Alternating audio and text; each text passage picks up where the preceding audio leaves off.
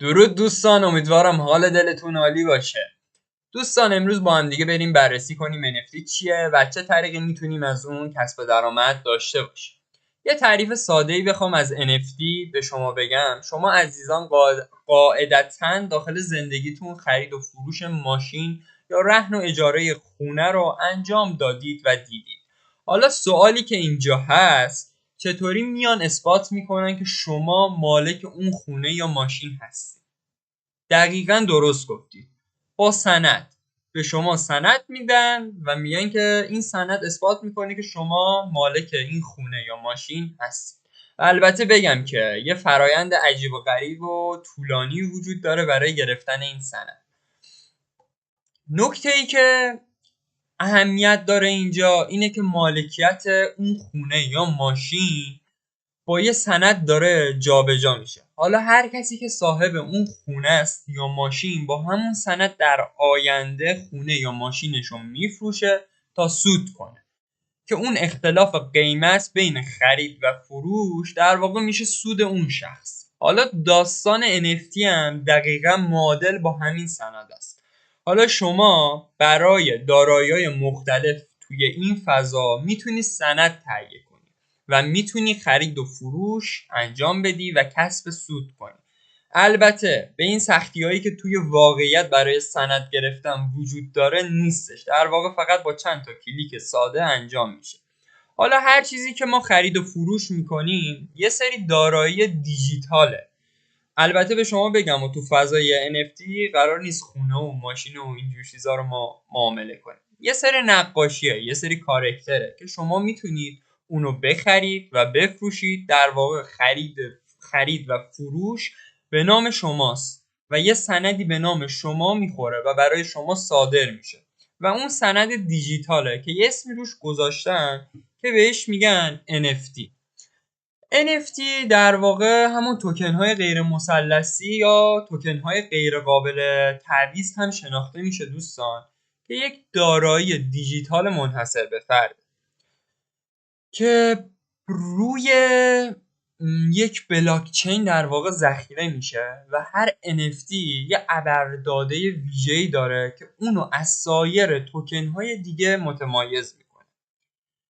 پس بنابراین برخلاف ارزهای دیجیتال مانند بیت کوین، اتریوم، NFT ها رو ما نمیتونیم مستقیم با یکدیگر مبادله یا تعویضش کنیم.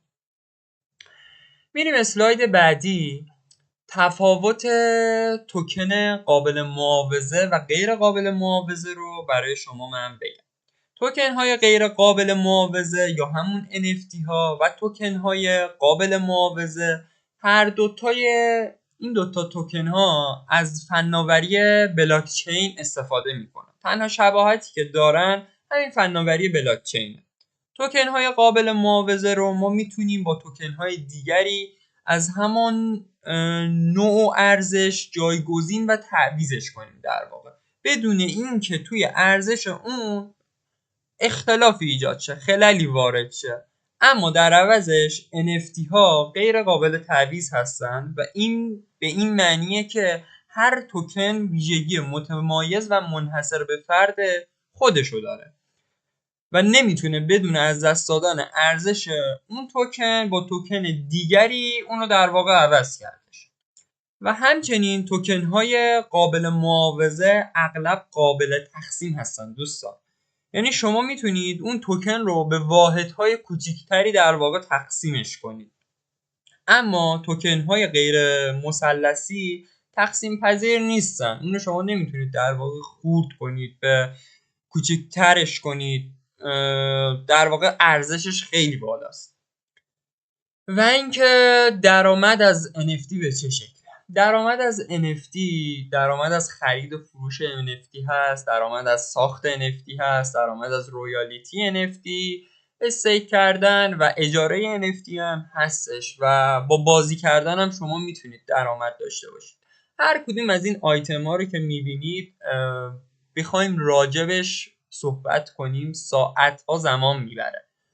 من سعی میکنم در ویدیوهای آینده به صورت خیلی مفید و خلاصه که اطلاعات کارآمدی برای شما باشه یه ویدئویی درست کنم و در اختیارتون قرار میدم تا شما راه و روش‌های درآمد از NFT از همه راه‌هایی که وجود داره رو یاد بگیرید و از اون کسب درآمد. مورد بعدی مزایا و معایب NFT هاست. مزایا کارایی بازار داره، فرصت‌های جدید برای ارتباط بدون واسطه بین خالق آثار هنری و مجموعه دارانه. مورد سوم روش‌های مختلف کسب درآمد. مورد چهارم تایید مالکیت و اصالت، جلوگیری از جعل و کپی برداری.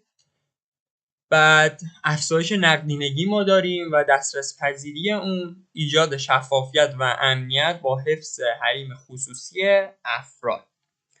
و اینکه یه سری معایب داره که این معایب در واقع میشه گفت نوسانات شدید بازار، احتمال ایجاد مشکلات حقوقی و نبود قانونگذاری. میشه گفتش که توکن های غیر مثلثی هنوز قانون آنچنانی میشه گفتش که نداره، از یک قانونی تبعیت نمیکنه و در واقع به این ترتیب راه برای ورود پروژه های کلاهبرداری خب میشه گفت خیلی آسون تره. و اینکه سرمایه اولیه شما عزیزان اگر با دقت وارد این فضا نشید امکان داره در خطر به شدت بزرگی قرار بگیره.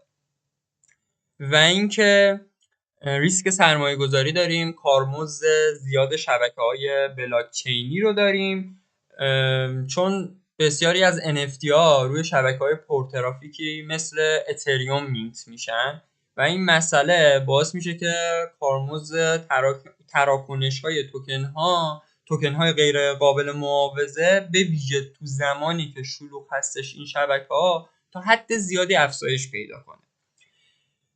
و اینکه دسترسی انحصاری.